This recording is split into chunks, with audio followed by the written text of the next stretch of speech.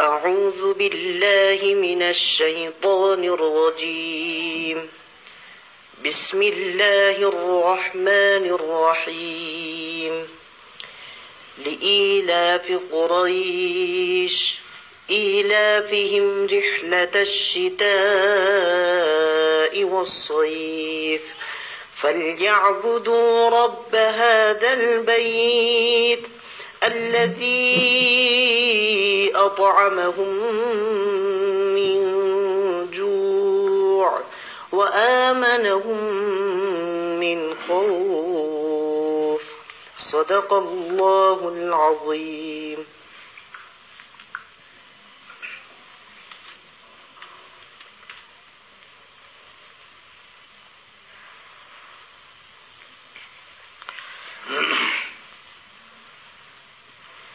بسم الله الرحمن الرحيم يا رب لك الحمد كما ينبغي لجلال وجهك وعظيم سلطانك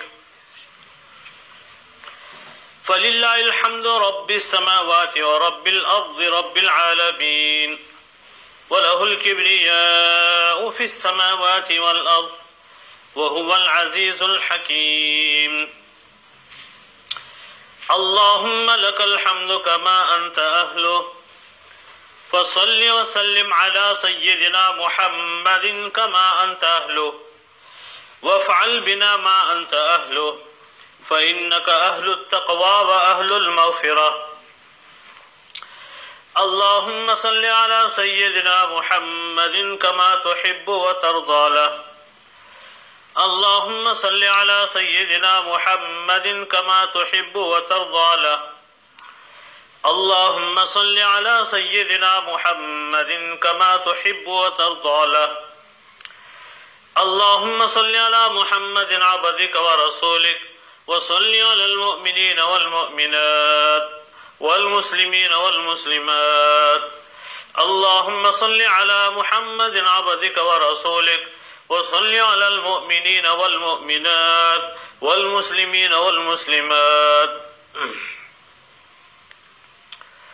گرامی قدر معزز و محترم سامعین کرام، السلام علیکم ورحمۃ اللہ وبرکاتہ.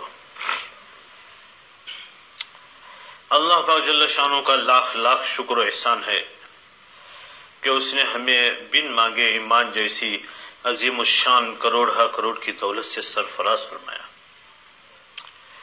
نیز انگنت نعمتوں سے بے شمار نعمتوں سے مالا مال فرمایا. اس کا بے حد کرم ہے، اس کا بے حد احسان ہے. ہم اسی کی حمد بیان کرتے ہیں اور اسی سے مدد طلب کرتے ہیں اور اسی سے اپنے گناہوں کی مغفرت چاہتے ہیں.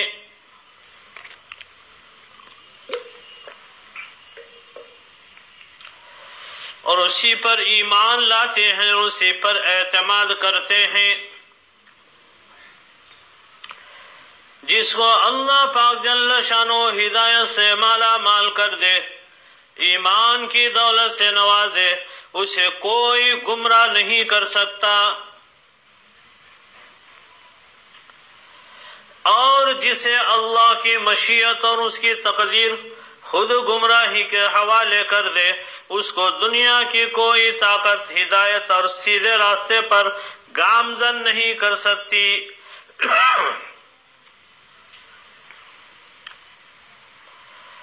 ہم گواہی دیتے ہیں اس بات پر کہ وہ خدا قدوس یکتا ہے، اس کا کوئی شریک نہیں، سہیم نہیں، ساتھی نہیں، ساجی نہیں، اس کا کوئی پارٹنر نہیں، اس کی مثال نہیں، اس کا مثل نہیں. لا مثل لہ ولا مثال لہ. اس کی ضد نہیں، اس کی ند نہیں. لم یلد ولم یولد ولم یکن لہ کفوا احد. نہ اس سے کوئی پیدا ہوا اور نہ وہ کسی سے پیدا ہوا اور نہ اس کے برابر کا کوئی ہے. ہم گواہی دیتے ہیں اس پر بھی ہمارے سرکار تاجدار انبیاء، امام الانبیاء و خاتم الانبیاء،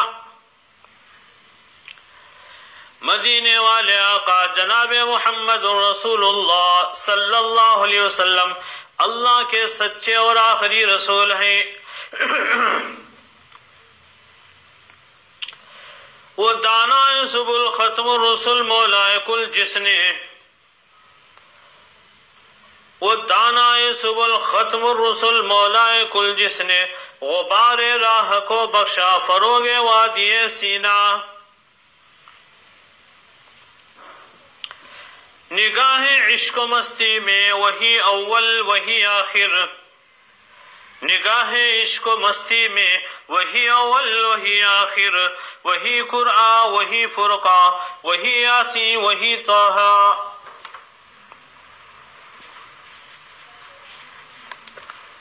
معزز و مکرم سامعین محترم،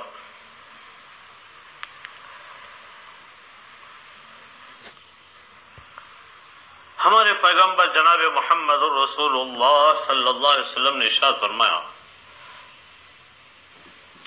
دعا مانگنا عبادت کا مغز ہے اور مسلمانوں کا ہتھیار اور دین کا ستون ہے اور آسمان و زمین کا نور ہے۔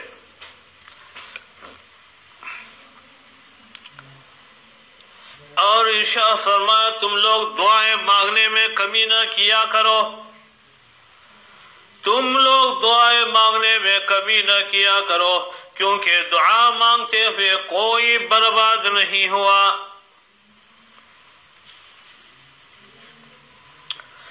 محترم سامعین، دعا مانگنا نبیوں اور ولیوں کا طریقہ ہے۔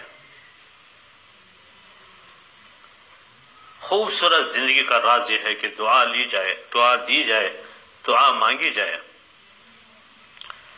جب سے لوگ بڑوں کی عزت کم کرنے لگے، تب سے لوگ اپنے دامن میں دعائیں کم اور دوائیاں زیادہ بھرنے لگے۔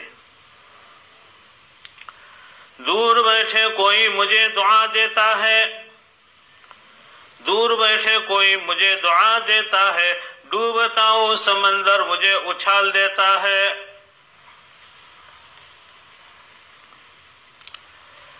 زندگی کی تمام مشکلات و مصائب کے لیے مشکل کشا، حاجت روا عمل و دعا ہے۔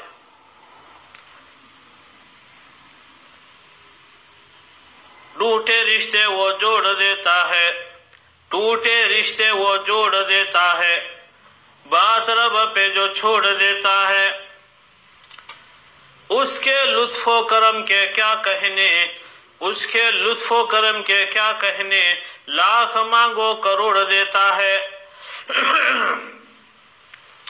دعاؤں کی جب اتنی زبردست اہمیت ہے تو پیسوں کے ساتھ ساتھ دعائیں بھی کماتے رہیں، کیونکہ دعائیں وہاں کام آتی ہیں جہاں پیسے کام نہیں آتے، ہاتھ دے دیتے ہیں اور ساتھ دینا چھوڑ دیتے ہیں۔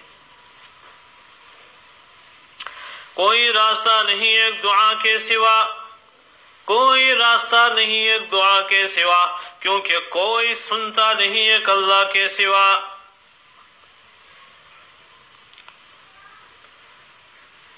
قرآن کریم میں ارشاد ہے دعا مانگنا ایک فرض ہے۔ چنانچہ قرآن کریم میں پارہ نمبر 24 آیت نمبر 60 سورہ مؤمن میں ارشاد ہے، ادعونی استجب لکم ان الذین یستکبرون عن عبادتی سیدخلون جہنم داخرین۔ میرے بندو بندیوں تم مجھ سے دعا مانگتے رہو، میں تمہاری دعا قبول کروں گا۔ جو لوگ میری عبادت سے تکبر کرتے ہیں ان قریب وہ جہنم میں ذلیل ہو کر داخل ہوں گے۔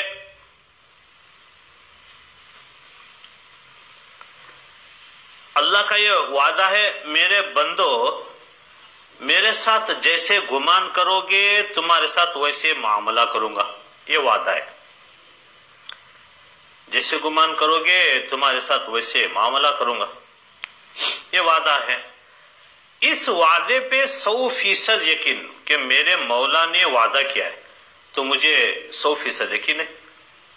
مولا نے فرمایا کہ گمان کرو، بس ٹھیک ہے، میرے پاس گمان ہے، اعمال نہیں ہے، فیصلے اس کے پاس ہے، لیکن گمان تو ہم کر سکتے ہیں یا نہیں کر سکتے؟ ضرور کر سکتے ہیں۔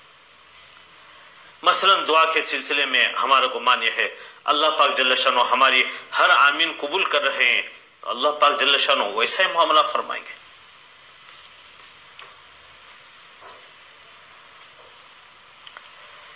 تو جو دعائیں دیتے ہیں، رحمت بھیجتے ہیں، جو انسانیت کی خیر خواہی چاہتے ہیں، اگر وہ دعا اور رحمت کا مستحق ہوتا ہے تو ٹھیک، نہ لوٹ کر اسی پر وہ دعا اور رحمت آ کر لگ جاتی ہے۔ محترم حضرات، سیاسی باتیں، دنیاوی باتیں بہت چلی ہیں، ہم بہت سنتے رہتے ہیں۔ آج امت کو وہ باتیں بتلانے کی ضرورت ہے جس کی انہیں اشد ضرورت ہے۔ تو لوگوں کو آج اطلاع دینے کی ضرورت نہیں، بلکہ حل چاہیے۔ مسائل و مشکلات، فقر و فاقہ، تنگ غربت، مہنگائی، پریشانیاں، بیماریاں، جادو ہے، جنات، اثرات ہے، بندشیں، رکاوٹیں، نظر بد، سفلی عمل، کالا جادو، جھگڑوں کا حل، بے برکتی کا حل، عبادتوں میں دل نہ لگنے کا علاج، تجارت میں گھاٹا، کاروبار میں بے برکتی، وغیرہ وغیرہ۔ تو لوگوں کو ان چیزوں کا حل چاہیے۔ یقین جانیے اس کا حل ہے اور یقینی حل ہے۔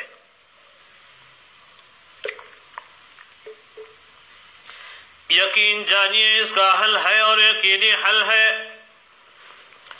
وہ صرف دیار مصطفیٰ، دربار مصطفیٰ، در مصطفیٰ اور چوکھٹ مصطفیٰ سے ملے گا۔ صلی اللہ علیہ وسلم، یہی آخری کوشش ہے۔ گھوم پھر کے، تھک ہار کے، دنیا کے سب چکر کاٹ کے انہی کا سہارا لینا پڑے گا، اور آپ صلی اللہ علیہ وسلم کی شفائیں، آپ صلی اللہ علیہ وسلم کی دوائیں، آپ صلی اللہ علیہ وسلم کی وفائیں، آپ صلی اللہ علیہ وسلم کی عطائیں، اور آپ صلی اللہ علیہ وسلم کے فرامین و ارشادات کو اختیار کرنا پڑے گا۔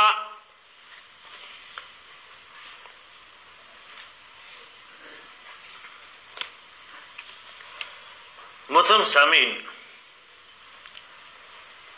ہمارے نبیوں کے بھی نبی، ہمارے نبیوں کے بھی نبی، محبوب خدا جناب محمد الرسول اللہ صلی اللہ علیہ وسلم نے ارشاد فرمایا، مروا اولادکم بالصلاة سبعا،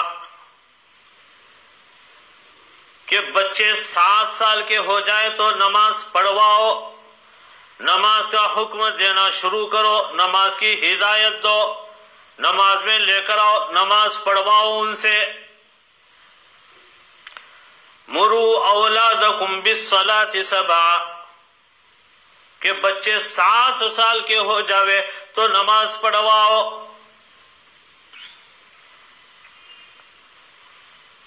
ماں باپ بھی غور سے سنیں اور بچے بھی غور سے سنیں۔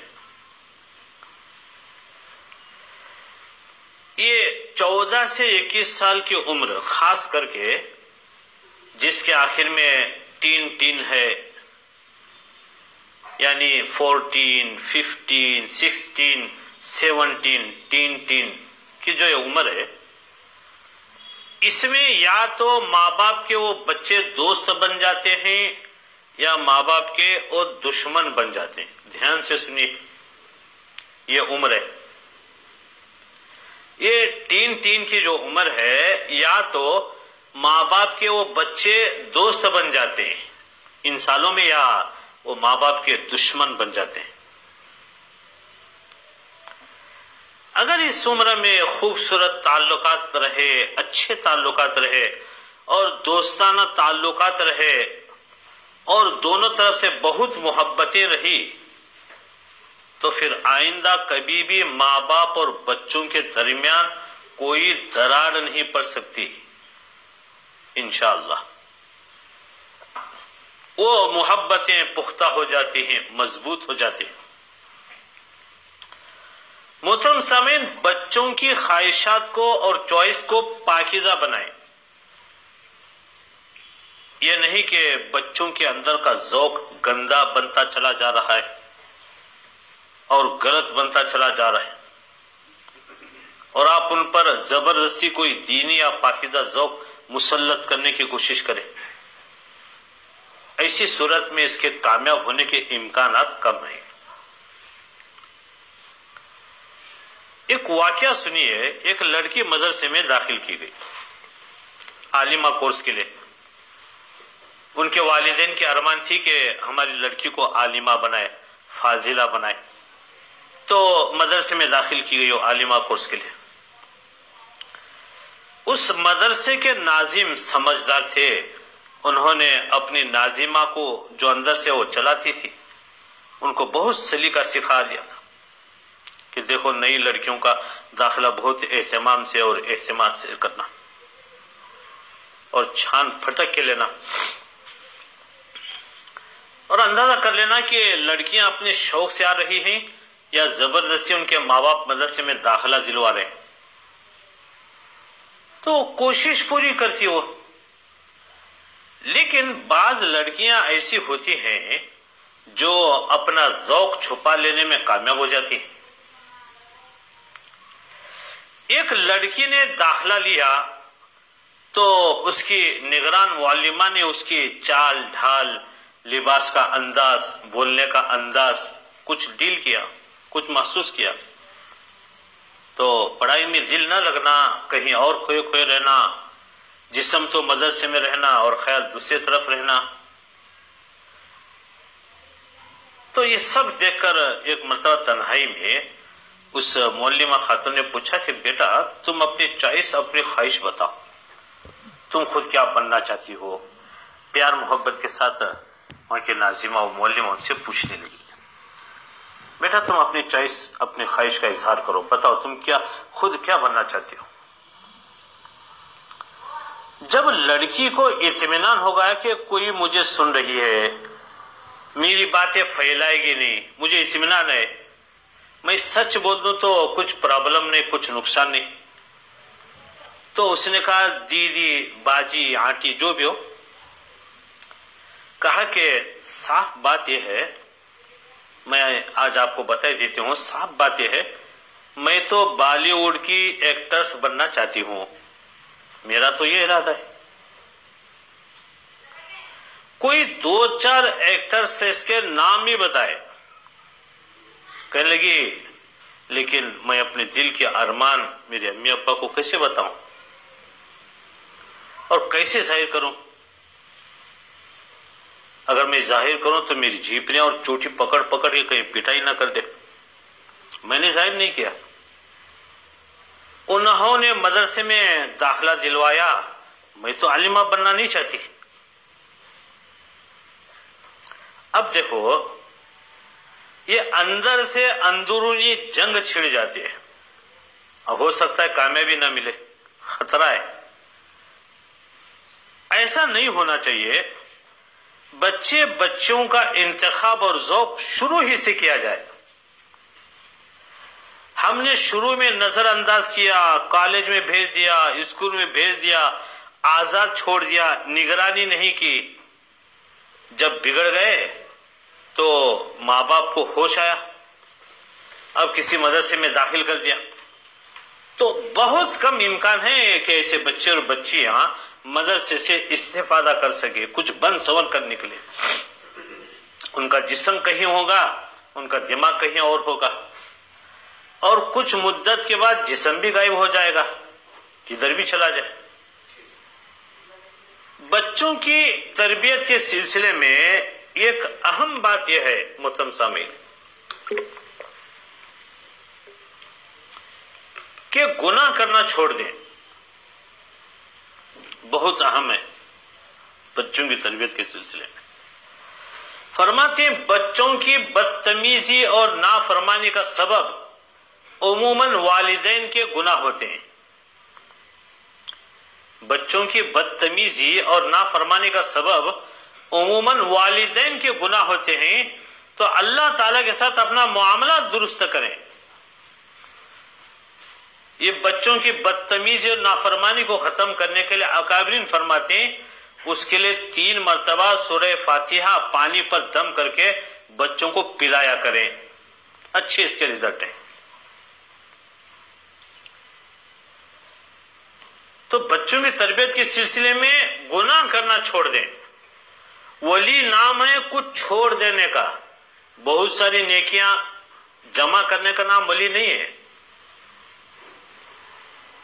اگر گھر میں 4 بچے ہیں، 2 بہن 2 بھائی، اگر اب ماں باپ سب سے محبت کرتے ہیں، پیار کرتے ہیں، ہنستے مسکراتے ہیں، سب کو وقت دیتے ہیں، ٹائم دیتے ہیں، بچوں کو کھیلتا ہوا دیکھ کر خوش ہوتے ہیں، سخت مزاج نہیں، بات بات پہ طعنہ نہیں دیتے، تو اب بچے سمجھتے ہیں میرے ابو مجھے زیادہ چاہتے ہیں۔ یہ بہت دلچسپ چیز ہے، اس کو معمولی نہ سمجھے، بلکہ یوں سمجھے کہ ماں باپ کا یہاں امتحان ہوتا ہے۔ اس لیے سب کو میسج دیں کہ سب کو زیادہ چاہتے ہیں، ہر ایک یہ سمجھے بچہ مجھے بہت زیادہ چاہتے ہیں۔ اگر آپ نے فرق کر دیا تو محترم سامعین بہت برا اثر پڑتا ہے، بہت برا اثر پڑتا ہے۔ گھر میں آئے، کسی ایک ہی کو آپ نے گفٹ دے دیا، یا ماں ہے کسی ایک بچی کو چینا وغیرہ بنا کر دے دی وغیرہ، اب آپ اس کو چھوٹی سی بات سمجھتے ہیں، لیکن یہ چھوٹی سی بات نہیں ہے، یہ اس کے دل میں تھوڑی سی دوری پیدا کر دیتی ہے، تھوڑی سی بدگمانی اور تھوڑا سا شک پیدا ہو جاتا ہے، قطرہ قطرہ سمندر میں شوت۔ اب دونوں بھائی بہن میں تھوڑی سی جلن، تھوڑا سا حسد، تھوڑی سی نفرت پیدا ہونے لگتی ہے۔ اگر یہ معاملہ شروع ہو گیا تو یہ آگے چل کر خاندان میں، گھر میں پھوٹ اور ایک انتشار کا سبب بن سکتا ہے۔ جیسے 2 بیٹیاں ہیں، ایک کو تو شہزادی بنا دیا آپ نے، ہمیشہ صوفہ سیٹ پر بیٹھی رہتی ہے، اب دوسری بیچاری بالکل غریب، کام کاج دھونا صاف کرنا سب کرتی ہے۔ ایسا نہیں ہونا چاہیے۔ ماں باپ بننے کی جلدی تو کرتے ہیں، ماں باپ بننے کی جلدی تو کرتے ہیں، ماں باپ بننے کا سلیقہ بھی تو سیکھنا چاہیے۔ ماں باپ بننے کی جلدی تو ہے، لیکن ماں باپ بننے کا سلیقہ بھی تو سیکھنا چاہیے۔ اگر واقعی کسی بچے بچی کی محبت دل میں زیادہ ہو، اسے دبائے رکھیں، چھپائے رکھیں، ظاہر نہ ہونے دیں۔ نہ تو اپنے بچوں کی فرمائش کو ماننا ہے، نہ ہر بات کو قبول کرنا ہے۔ اپنے بچوں کے نہ ہر فرمائش کو ماننا ہے، نہ ہر بات کو قبول کرنا ہے، لیکن نہ کہنے کے بجائے ہاں کہہ کر بھی ان کے بات کو ٹالا جا سکتا ہے، ان کی غلط فرمائش کو ٹالا جا سکتا ہے۔ نہ کا اثر عام طور پر نیگیٹو پڑتا ہے۔ جیسے بچہ رو رہا ہو تو یوں کہنا چپ رہو نہ رو، وہ چپ نہیں ہوگا، اس کی توجہ دوسری طرف کر دو، دوسرے کام میں لگا دو، وہ خود بخود کسی کام میں لگ جائے گا، چپ ہو جائے گا۔ تو مثبت طریقے سے بچے کی اصلاح کرنے کے نتیجے بھی مثبت ہوتے، اور منفی طریقے پر بچوں کی اصلاح کرنے کے طریقے زیادہ تر منفی ہوتے۔ بچوں کو اپنا وفادار بنائیں، اپنے سے لگائے رکھیں، ان کے لیے وقت نکالیں جیسے موبائلوں کے لیے وقت نکالتے ہیں۔ بچہ آپ سے زیادہ کسی کو نہ چاہے، بچہ آپ سے زیادہ کسی کو نہ چاہے، اگر آپ نے گھر میں بچوں کو محبت نہ دی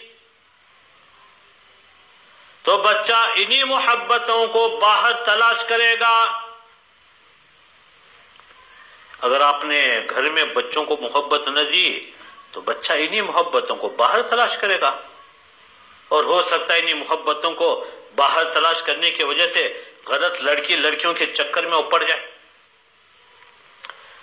اچھے خاصے بندوں کی بچیاں غیروں کے ساتھ بھاگ جا رہی ہیں. توبہ توبہ، کتنے افسوس اور رونے کی بات ہے.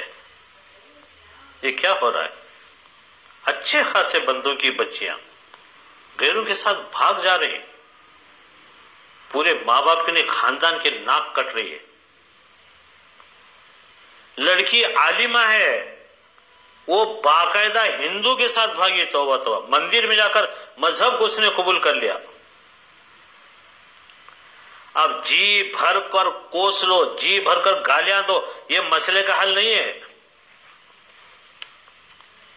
یقیناً اس بچی کے ساتھ مس ہینڈلنگ ہوئی ہے، لیکن اس بچے کو گھر میں محبت نہیں ملی. باپ کے پاس وقت ہی نہیں ہے بچوں کے پاس بیٹھنے کا.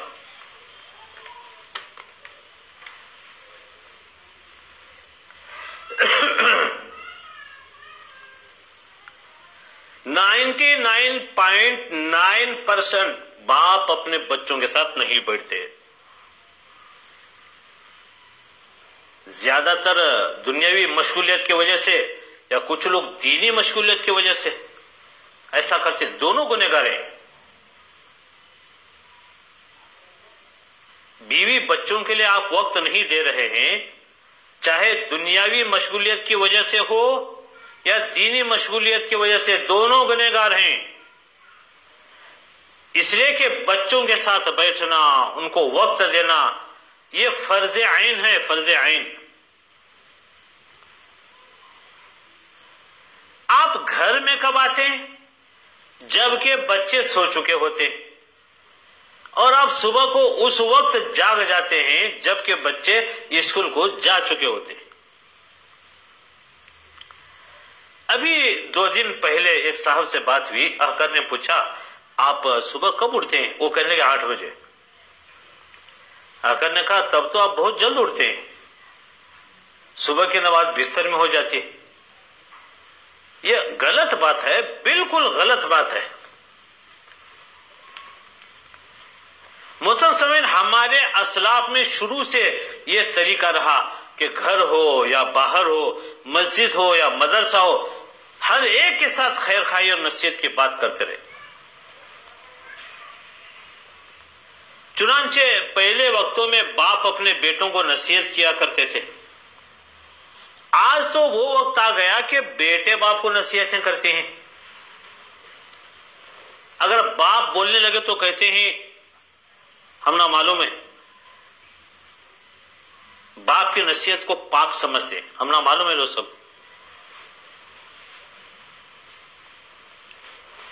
تو ایک وقت ایسا تھا جب باپ اپنے بیٹوں کو نصیحت کرتے تھے. آج ماں باپ ہی دین والی زندگی نہیں رکھتے تو اپنے بچوں کو نصیحتیں کیا کریں گے؟ دنیا داری اتنی آ چکی، یہاں تک کہ کئی جگہوں پر اولاد دیندار بننا چاہتی ہے. لڑکا عالم بننا چاہتا ہے، حافظ بننا چاہتا ہے، اس کی ارمان ہے. لڑکی برقع پہننا چاہتی ہے، برقعے میں رہنا چاہتی ہے، دیندار بننا چاہتی ہے.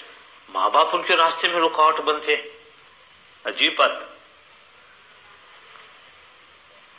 کتنی دنیا داری آ چکی. مگر پہلے وقتوں میں مائیں اپنے بچوں کو نصیحتیں کرتی تھی. اس کی دلیل حضرت شیخ عبد القادر جیلانی رحمت اللہ علیہ جب گھر سے چلے علم حاصل کرنے کے لیے تو ماں نے ان کو نصیحت کی تھی کہ بیٹا ہمیشہ سچ بولنا. چھوٹے سے بچے، ماں کی نصیحت، بیٹا ہمیشہ سچ بولنا. اب بتائیں، ماں کی نصیحت تھی کہ بیٹا سچ بولنا. راستے میں ڈاکوں نے لوٹا، بیٹے نے سچ بولا، جس کی وجہ سے اللہ تعالیٰ نے ان ڈاکوں کو توبہ کی توفیق عطا فرمائی. یہ ایک ماں کی نصیحت کا اثر تھا.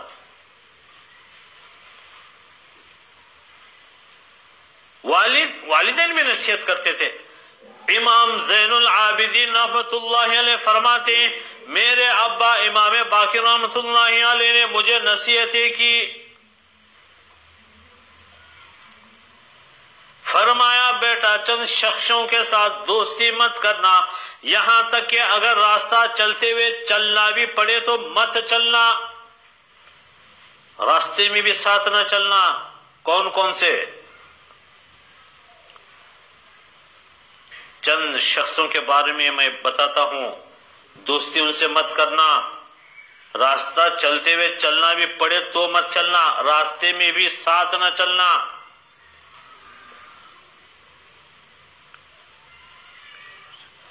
فرمایا ایک تم بیوقوف سے دوستی مت کرنا، ایک تم بیوقوف سے دوستی مت کرنا، اس لیے کہ تمہارا فائدہ کرنا چاہے گا تمہارا نقصان کر بیٹھے گا۔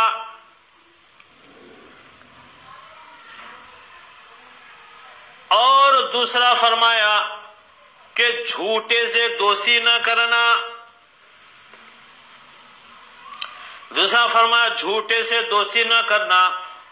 اللہ اکبر، یہ حقر ایک بات بتلاتا ہے، یہ تین باتیں ہیں، تینوں باتیں بچوں کی تربیت کا نچوڑ ہیں۔ جو چاہتے ہیں میں اپنے بچوں کی اچھی تربیت کروں، اگر تین باتوں کو اس نے کر لیا تو یوں سمجھ لے میں نے اپنے بچوں کی پوری تربیت کر لی۔ تین نکتے کی باتیں، ایک بات کہ بچوں سے کہے تم کو ہمیشہ سچ بولنا ہے، بہت اہم گر ہیں محترم سامعین بچوں کی تربیت کے سلسلے میں، دھیان سے سنیے۔ تین نکتے کی باتیں بچوں کی تربیت کے سلسلے میں، ایک ہے کہ بچوں سے کہے تم کو ہمیشہ سچ بولنا ہے، مجھے ہر غلطی گوارا ہے، مجھے ہر غلطی پسند ہے، جھوٹ گوارا نہیں۔ اس میں بچوں کے ساتھ کوئی کمپرومائز نہیں، ہر غلطی کو برداشت کر جائے، جھوٹ برداشت نہ کرے۔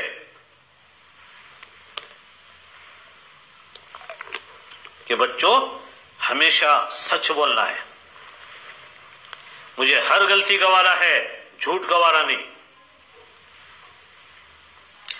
حضرت نبی کریم صلی اللہ علیہ وسلم نے ارشاد فرمایا ایمان والا مومن سب کچھ ہو سکتا ہے مگر جھوٹا نہیں ہو سکتا۔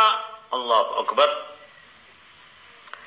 حضرت نبی کریم صلی اللہ علیہ وسلم نے ارشاد فرمایا مومن سب کچھ ہو سکتا ہے مگر جھوٹا نہیں ہو سکتا۔ تو یہ صدق مقال، سچی بات، یہ بڑی اہم بات ہے، لیکن آج کے دور میں ماں باپ یہ نصیحت بچوں کو کیسے کریں؟ خود ان کے سامنے جھوٹ بولتے ہیں، تو بچوں کو نصیحت کیسے کریں؟ خود سچ بولیں گے تو بچوں سے وعدے لیں گے، یہ بڑی اہم بات ہے، اس لیے کہ غفلت والی زندگی کی ابتدا ہی جھوٹ سے ہوتی ہے۔ وہ اپنی ایک حرکت کو چھپانے کے لیے ایک جھوٹ بولتا ہے، پھر جھوٹ کو چھپانے کے لیے اسے کئی جھوٹ بولنے پڑتے ہیں،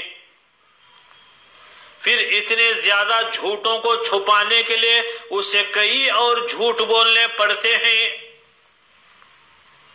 حضرت نبی کریم صلی اللہ علیہ وسلم نے ارشاد فرمایا مومن سب کچھ ہو سکتا ہے مگر جھوٹا نہیں ہو سکتا۔ محترم سامعین، ایک نصیحت بچوں کو کیا کریں؟ سچ بولنا ہے، جھوٹ کے کوئی کمپرومائز نہیں، سچ بولنا ہے، پکی بات ہے، جو مرضی ہو جائے، حالات جو مرضی ہو، مگر بچوں کو کہے بیٹا سچ بولنا، بیٹی سچ بولنا۔ ہزار خوف ہو لیکن زبان ہو دل کی رفیق، ہزار خوف ہو لیکن زبان ہو دل کی رفیق، یہی رہا ہے ازل سے قلندر کا طریق۔ ایک تو یہ نصیحت، دوسری نصیحت 5 وقت کی نماز، اس پہ کوئی کمپرومائز نہیں، 5 وقت کی نماز.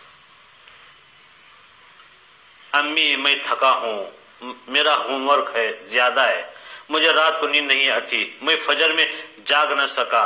نہیں، کچھ قابل قبول نہیں، کچھ قابل قبول نہیں. بڑا نقصان بچہ بچی کر دے برداشت کریں گے، لیکن 5 نمازوں میں اگر وہ سستی کرے، یہ بات قطعاً قابل قبول نہیں.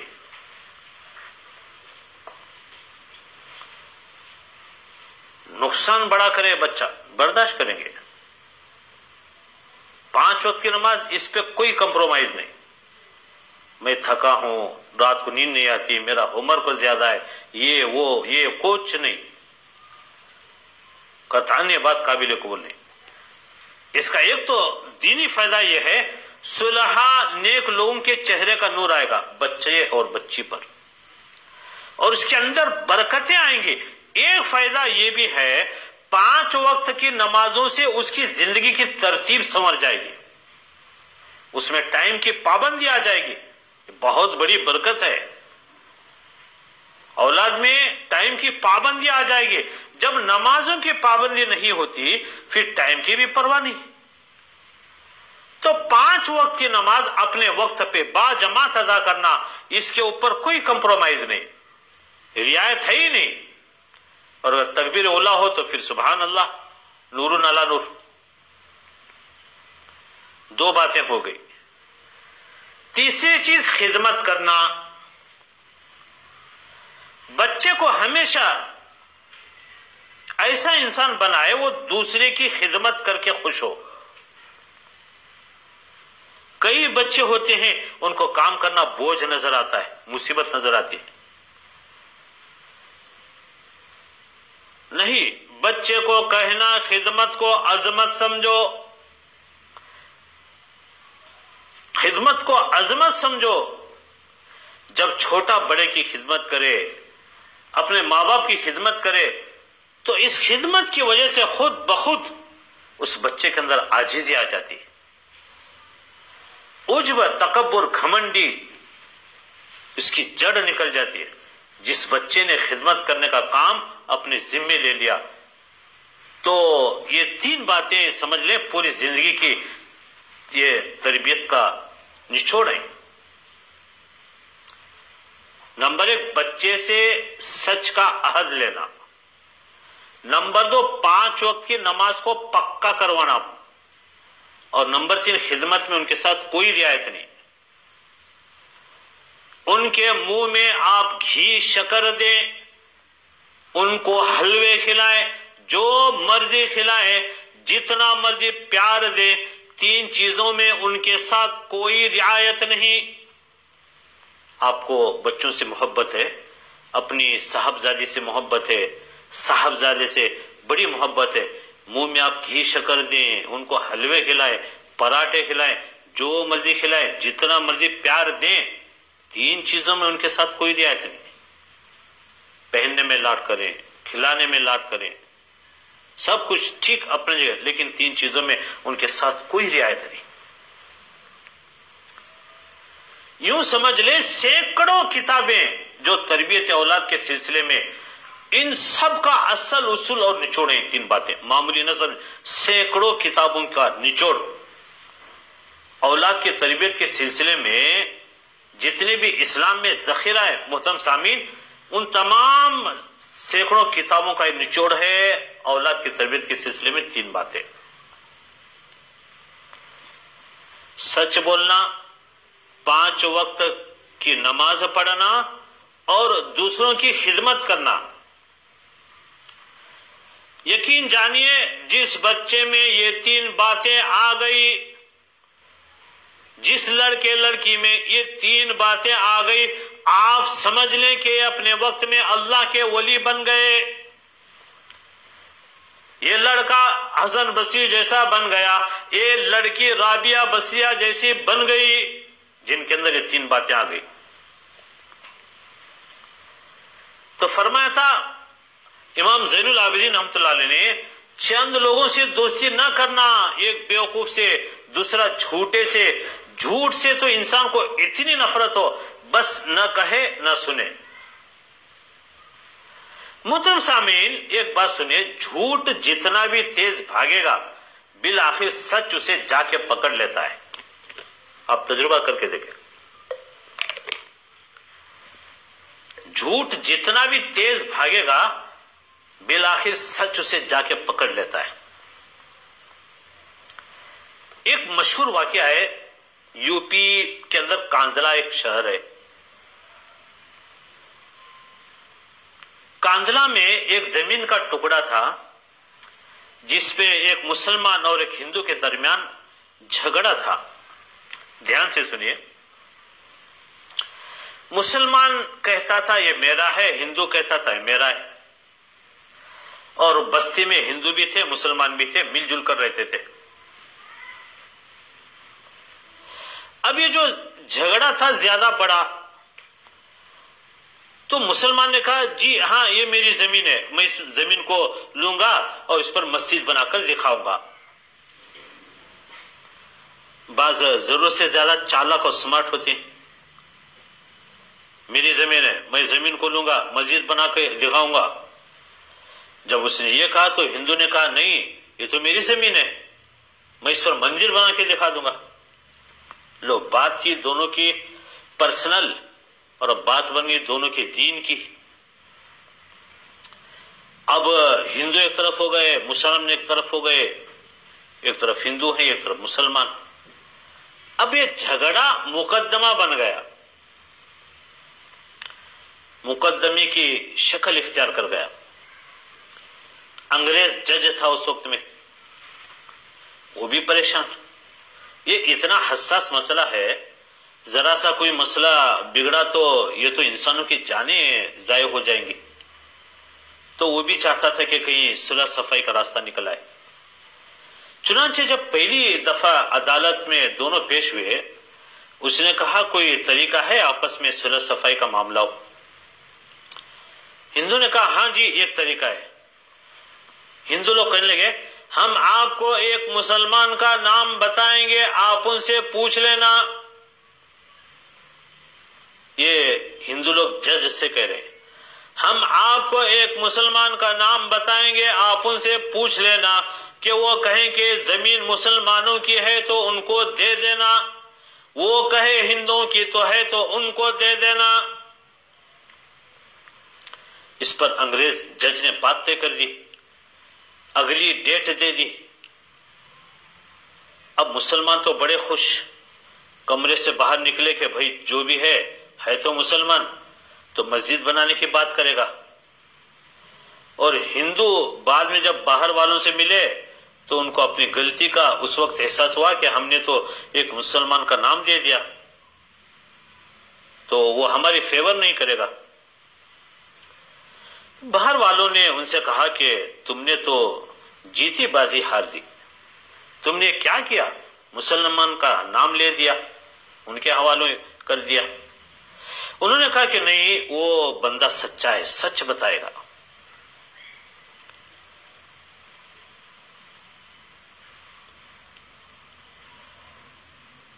خیر مسلمانوں نے تو اپنے ذہن میں تیاری بھی کر لی کہ وہ مسلمان ہے، مسجد بنا دیں گے وغیرہ وغیرہ.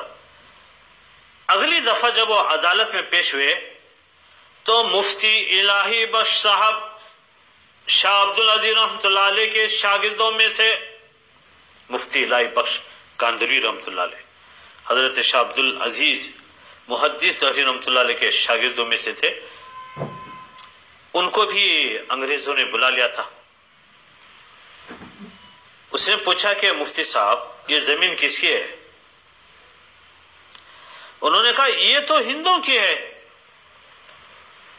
جج نے کہا ہندوؤں کی ہے تو کیا ہندو اس کے اوپر مندر بنا سکتے ہیں؟ انہوں نے کہا جب زمین ہندوؤں کی ہے وہ گھر بنائیں یا مندر بنائیں تو ان کا اختیار ہے. اب اس گواہی کو سن کر انگریز نے فیصلہ لکھا، ایک مسلمان کی گواہی. کیا گواہی؟ کہ یہ تو ہندوؤں کی ہے. اب اب اس گواہی کو سن کر انگریز نے فیصلہ لکھا. فیصلے میں کہا کہ آج کے اس مقدمے میں مسلمان تو ہار گئے مگر اسلام جیت گیا. عجیب بات کہی اس نے، عجیب فیصلہ اس نے لکھا. فیصلے میں کہا کہ آج کے اس مقدمے میں مسلمان تو ہار گئے مگر اسلام جیت گیا. جب سنیے غور سے محترم سامعین، جب اس نے فیصلہ پڑھ کے سنایا تو ہندو نے بھی سنا. وہ کہنے لگے جج صاحب آپ نے تو اپنا فیصلہ سنا دیا، جج صاحب آپ نے تو اپنا فیصلہ سنا دیا، ہمارا بھی فیصلہ سن لے. جج نے کہا آپ لوگوں کا کیا فیصلہ؟ کہا ہمارا فیصلہ یہ ہے جب اسلام جیت گیا تو ہم بھی کلمہ پڑھ کر مسلمان ہوتے ہیں اور اس جگہ مسجد بنانے کا ہم اعلان کرتے ہیں. جیسے کہنے لگے جب اسلام جیت گیا ہم بھی کلمہ پڑھ کر مسلمان ہوتے ہیں اور اس جگہ مسجد بنانے کا ہم اعلان کرتے ہیں. ظاہراً نظر آتا ہے سچ بولنے سے کام خراب ہو جائے گا مگر کبھی ایسا نہیں ہو سکتا. سچ بولنے سے ہمیشہ انسان کو کامیابی ملتی ہے. ہمیشہ یاد رکھیے جھوٹ جتنا بھی تیز بھاگے بالآخر سچ اسے جا کے پکڑ لیتا ہے. یہاں ظاہر میں نظر آ رہا ہے سچ بولنے سے کام خراب ہو رہا ہے مگر کبھی ایسا نہیں ہو سکتا. سچ بولنے سے ہمیشہ انسان کو کامیابی ملتی ہے.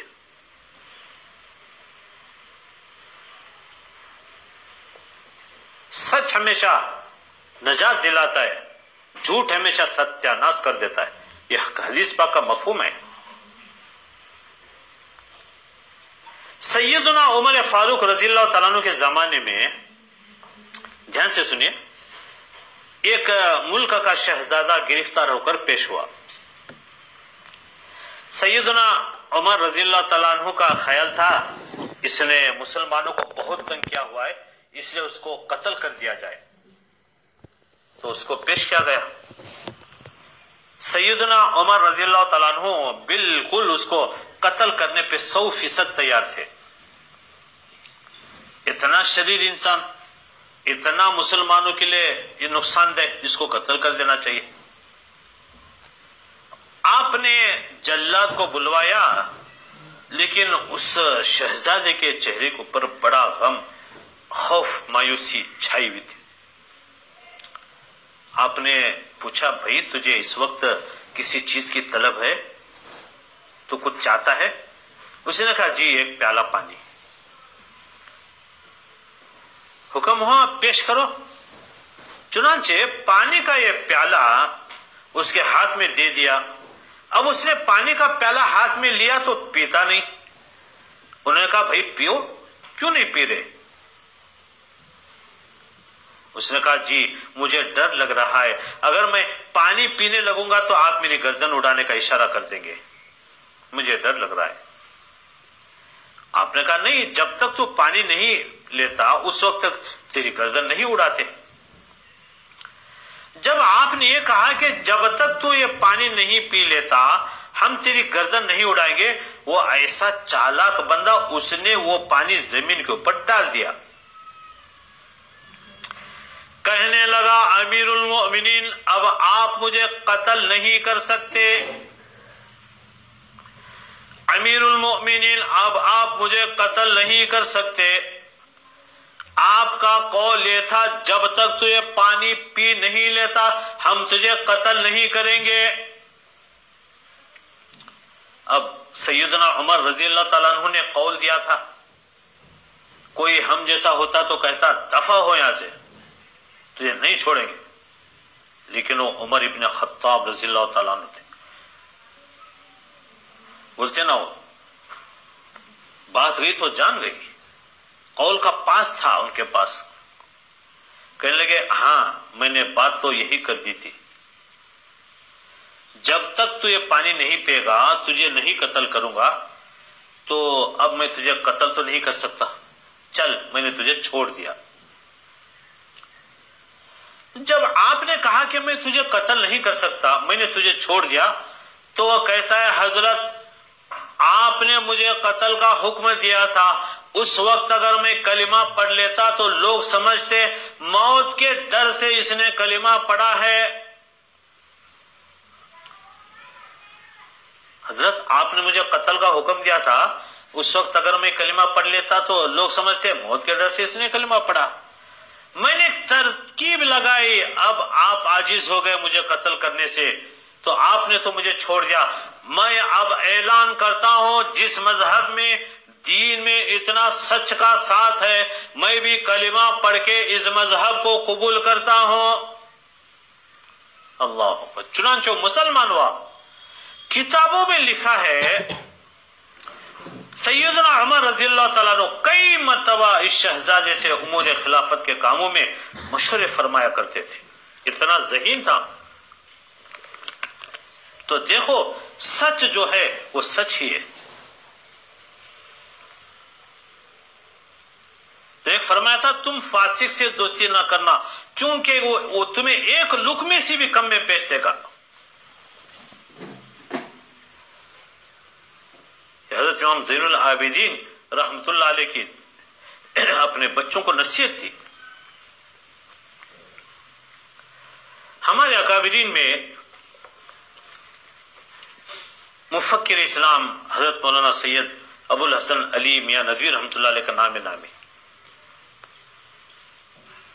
دھیان سے سنیں، ہمارے اکابرین کے اندر بہت اونچا مقام۔ 86 سال کی عمر میں 1999 کو 86 کی عمر میں رمضان کے 23ویں شب میں آپ کا انتقال ہوا 1999 کے اندر۔ محترم سامعین، اللہ نے آپ سے دین کا وہ کام لیا جس کی نظیر ماضی قریب کے اسلامی تاریخ میں مشکل سے ملتی ہے۔ آپ کو اللہ تعالیٰ نے غیر معمولی محبوبیت اور مقبولیت عطا فرمائی تھی۔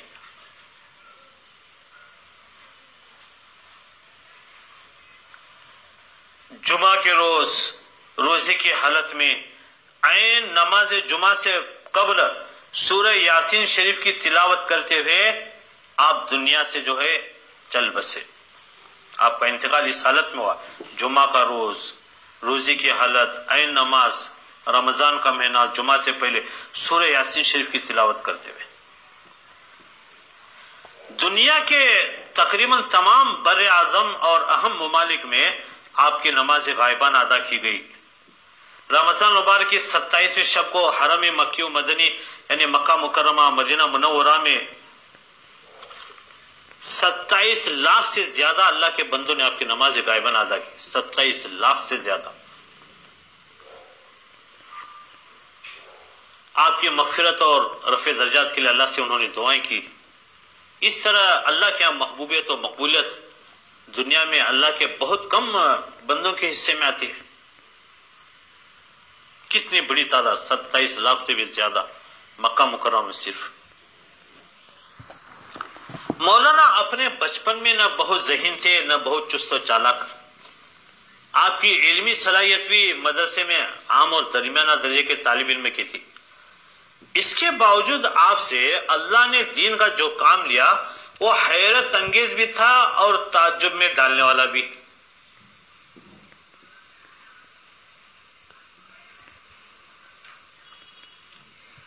حضرت مولانا سے جب ان کو حاصل ہونے والی اس توفیق خداوندی کے اسباب کے متعلق پوچھا گیا تو آپ بیان کرتے کہ اللہ نے ہمارے لیے مقدر دین کی اس خدمت میں ہماری امی کی خصوصی دعاؤں کا بڑا حصہ رکھا تھا اور اس کی برکت تھی آپ کی امی جان کی دعا۔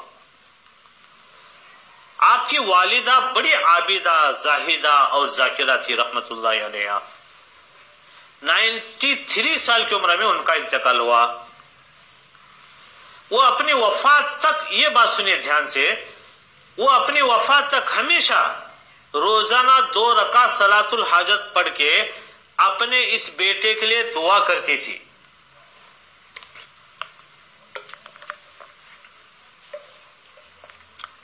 ترانوے سال کی عمر میں ان کا انتقال ہوا۔ وہ اپنی وفات تک ہمیشہ روزانہ 2 رکعت صلاۃ الحاجت پڑھ کے اپنے اس بیٹے کے لیے دعا کرتی تھی، اے اللہ میرے نور نظر علی سے کوئی غلط کام نہ ہو۔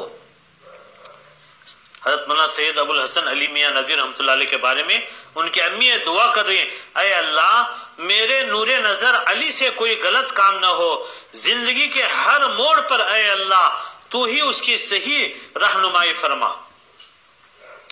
اور انہوں نے اپنے اس بیٹے کو وصیت کی تھی کہ علی تم روزانہ اپنے معمولات میں اس دعا کو شامل کرنا، اے اللہ تو مجھے اپنے فضل سے اپنے نیک بندوں کو دیے جانے والے حصوں میں سے افضل ترین حصہ عطا فرما۔ اللہم آتنی بفضلک افضل ما تؤتی عبادک الصالحین، اے اللہ تو مجھے اپنے فضل سے اپنے نیک بندوں کو دیے جانے والے حصوں میں سے افضل ترین حصہ عطا فرمایا۔ نیک بندوں کو دیے جانے والے حصوں میں سے افضل ترین حصہ عطا فرما۔ اپنے بیٹے کو خاص وصیت کی تھی، علی تم روزانہ اپنے معاملات میں اس دعا کو شامل کرنا، یہ دعا مانگتے رہنا، اللہم آتنی بفضلک افضل ما تؤتی عبادک الصالحین۔ سامعین ہمیں بھی چاہیے بچوں کے سلسلے میں نمازوں کا اہتمام ہو، خصوصی طور پر دعاؤں کا اہتمام ہو۔ محترم سامعین، اللہ تعالیٰ کے صفات ناموں میں 8 نمبر پر ہے العزیز، مطلب ہے کہ ایسا غالب و طاقتور جو کسی سے مغلوب نہ ہو۔ روایت ہے حضرت علی کرم اللہ وجہہ کی انگوٹھی پر یہ عبارت کندہ تھی، یا غالبی حسبک من غالب ارحم علی ابن ابی طالب۔ حضرت علی کرم اللہ وجہہ کے انگوٹھی پر عبارت کندہ تھی، یا غالبی حسبک من غالب ارحم علی ابن ابی طالب، یعنی اے اللہ مجھ پر تو غالب ہے، میرے لیے تو کافی ہے، علی بن ابی طالب پر رحم فرما۔ حتیٰ کہ یہ عزت و غلبہ اسی العزیز کے لیے، وہ جسے چاہے وہ کیا ہے چاہتا ہے عزت دیتا ہے، جسے چاہے عزیز کر دے، جسے چاہے ذلیل کر دے۔ تو غلبہ و عزت تو اسی العزیز کے لیے ہے جسے کوئی چھین نہیں سکتا۔ انسان کو چاہیے اللہ کے غضب سے، اس کے غصے سے ڈرتا رہے، وہ منٹوں میں پل بھر میں غلبہ و عزت کو خاک میں ملا دیتا ہے۔ محترم سامعین، اگر آپ میں سے کسی کو اللہ پاک نے غلبہ اور عزت عطا کیا ہو، اپنے گاؤں میں، بستی میں، محلے یا شہر میں، یا مسجد مدرسے میں، یا کئی انجمن میں، ایک انجمن میں، بہت جگہوں میں آپ کو غلبہ اور عزت ملی ہے، تو اس غلبے و عزت کو اللہ کی مخلوق کے کام میں لاؤ۔ حجاج بن یوسف، دارا، جمشید، سکندر، چنگیز خان، بابر، تیمور، ہٹلر، نیپولین، یہ سب کہاں گئے؟ ان کا کیا انجام ہوا؟ خدا نے تمہیں غلبہ و عزت مخلوق کو ستانے، پریشان کرنے کے لیے نہیں دیا ہے۔ ہم نے دیکھے زمانے میں بہت انقلاب، ہم نے دیکھے زمانے میں بہت انقلاب، اہل دولت سے کہو اتنا نہ اترایا کریں۔ مغرور انسان سے اللہ تعالیٰ غلبہ و عزت چھین لیتا ہے۔ خوشی کے ساتھ دنیا میں ہزاروں غم بھی ہوتے ہیں، خوشی کے ساتھ دنیا میں ہزاروں غم بھی ہوتے ہیں، جہاں بجتی ہے شہنائی وہاں ماتم بھی ہوتے ہیں۔ غزوہ احد، غزوہ بدر، خندق، حنین، تبوک وغیرہ میں اس العزیز ہی نے مسلمانوں کو غلبہ و عزت سے سرفراز فرمایا۔ ایران و عراق، شام و مصر، فلسطین، اسپین میں اسی العزیز اللہ نے مسلمانوں کو غالب کیا تھا، ورنہ مسلمانوں کے پاس کیا دھرا تھا۔ حضرت اورنگزیب رحمت اللہ علیہ کے بھائی دارا شکوہ وہ گزرے ہیں، ان کی کتاب ہے سکینۃ الاولیاء، اس میں وہ حضرت میاں میر رحمت اللہ علیہ کے بارے میں لکھتے ہیں، ایک باز پرندے نے فاختے پر حملہ کیا، حضرت نے توجہ ڈالی تو اس فاختے نے باز کو شکار کر لیا۔ اللہ تعالیٰ سے زیادہ سچا کون ہے؟ وہ فرماتے ہیں پارہ نمبر 4 سورہ آل عمران آیت نمبر 139، وَأَنْتُمُ الْأَعْلَوْنَ إِن كُنْتُم مُؤْمِنِينَ، تم ہی غالب رہو گے، تم ہی بلند رہو گے، بشرطے کہ تم مومن ہو، ایمان والے ہو۔ ہم لوگ مومن نہیں، البتہ مسلمان ہیں۔ چنانچہ قرآن کریم پارہ نمبر 26 سورہ حجرات آیت نمبر 14 میں فرما دے، قالت الاعراب آمنا قل لم تؤمنوا ولكن قولوا اسلمنا ولما يدخل الایمان فی قلوبکم۔ یعنی دیہاتی کہتے ہیں ہم ایمان لے آئے، میرے محبوب آپ فرما دیجئے تم یہ نہ کہو کہ ہم ایمان لے آئے، البتہ یہ کہہ سکتے ہو کہ ہم اسلام میں داخل ہو گئے، کیونکہ ایمان تو ابھی تک تمہارے قلوب میں داخل ہی نہیں ہوا۔ تو ایسا ہی حال اس دور کے بے شمار مسلمانوں کا ہے، بلا شبہ مسلمان تو ہیں مگر مومن نہیں، اسی وجہ سے ذلیل و خوار ہیں، اس العزیز غلبہ اور عزت دینے والے اللہ کو بھولے ہوئے ہیں جو غلبہ و عزت کا سر چشمہ ہے۔ چنانچہ بچپن میں پڑھی ہوئی پن نامے کا ایک فارسی کا ایک شعر یاد آ رہا ہے، سنیے، عزیز کے ہرگز درش سر بے تافت، بہر در کے شد ہے چا عزت نہ یافت۔ مطلب ہے کہ وہ ہر چیز پہ ایسا غالب ہے، جس نے اس کے دروازے سے سر پھیرا وہ جس دروازے پر بھی پہنچا عزت سے محروم ہی رہا۔ اللہ کے در پہ سکون ملتا ہے، اللہ کے در پہ سکون ملتا ہے، اس کی عبادت میں نور ملتا ہے۔ جو جھک گیا اللہ کے لیے سجدے میں، جو جھک گیا اللہ کے لیے سجدے میں، اسے کچھ نہ کچھ ضرور ملتا ہے۔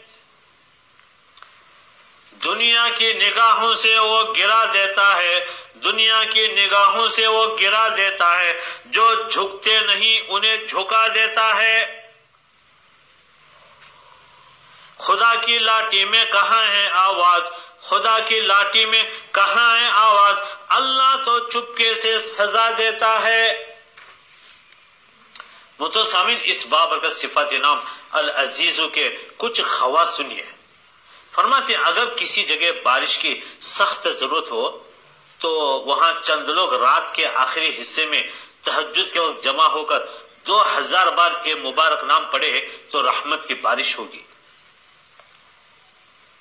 فرماتے ہیں اگر کوئی چاہے کہ میرے سب کام درست ہوں، کام اٹکے نہیں، اینڈ تک آ کر کام نامکمل نہ ہو، سب کام درست ہو، تو فرماتے ہیں اول آخر درود شریف کے ساتھ صرف 200 مرتبہ یہ مبارک اسم پڑھے۔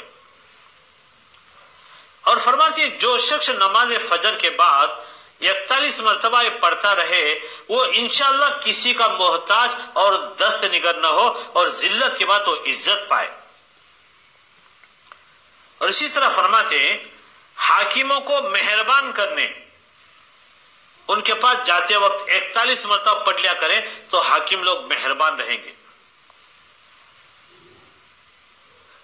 اور اسی طرح فرماتی ہیں معزز و محترم اور کامران و کامیاب ہونے کے لیے 94 دن تک 94 مرتبہ پڑھ لیا کریں تو معزز و کامیاب رہیں گے۔ محترم سامعین، یہ کچھ اس کے خواص تھے، فوائد تھے، کچھ حفاظتی تدابیر سنیے اہم ہیں۔ اگر کسی جگہ سانپ ہو، اگر کسی جگہ سانپ ہو تو اس کے آس پاس رائی ڈال کر سوئیں تو سانپ نہیں آ سکتا، رائی ڈالیں آس پاس اور سو جائیں تو سانپ نہیں آ سکتا۔ اگر سانپ کے سوراخ میں رائی بھر دیں تو سانپ مر جائے گا۔ اسی طرح بچھو نکلا ہو تو اس پر مولی کچل کر اس کا عرق یعنی مولی کا نچوڑا ہوا پانی وہ بچھو پر ڈال دیں، بچھو مر جائے گا۔ اگر اس کے سوراخ پر مولی کے ٹکڑے رکھ دیں تو باہر نہ نکل سکے وہی مر جائے۔